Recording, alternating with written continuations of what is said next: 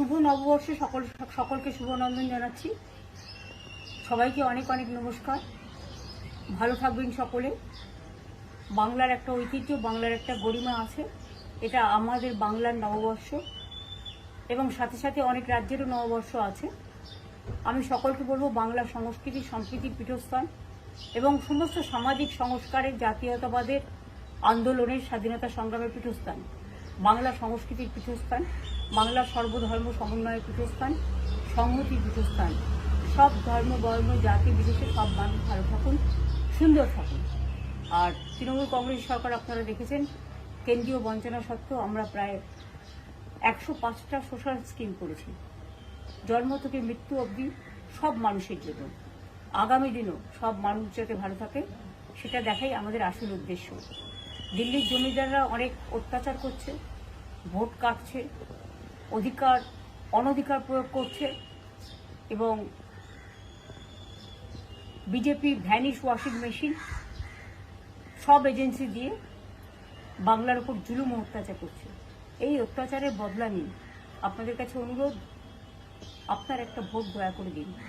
আমি নিজে এখান থেকে সুপ্রিম কোর্ট পর্যন্ত গিয়ে 32 লক্ষ বাদ দেওয়ার নামকে আমরা সুপ্রিম কোর্টের সাহায্যে তুলতে পেরেছি।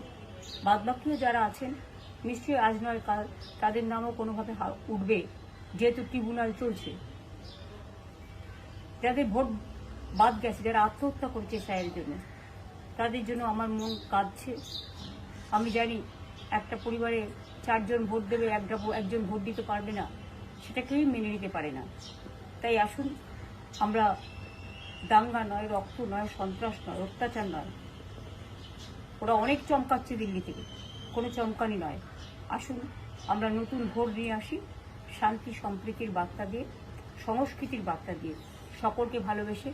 এই বাংলাকে যদি ভালো রাখতে হয় তাহলে মনে রাখবেন, গণতন্ত্রের পীঠস্থান হচ্ছে আপনার নির্বাচন, এবং নির্বাচনটা হচ্ছে, এটা হচ্ছে মানুষের একটা উৎসব, ভোটের উৎসব। সেদিন আপনার ভোটটি দয়া করে এবার আর অন্য কোনো প্রার্থীকে দেবেন না, জোড়া ফুল চিনবে। যে যেখানেই প্রার্থী হোক না কেন, মনে রাখবেন 294টা কেন্দ্রে যদি আমার নেতৃত্বে সরকার চান, তাহলে আমার প্রত্যেকটা প্রার্থীকে আপনারা দয়া করে কোনো উৎসব উপচারে কান না দিয়ে জোড়া ফুল চিহ্নে ভোট দেবেন। সকাল সকাল ভোট দেবেন, নিজের ভোট নিজে দেবেন, আর ভোটের অধিকার রক্ষা করবেন। জয় হিন্দ, বন্দে মাতরম, জয় বাংলা।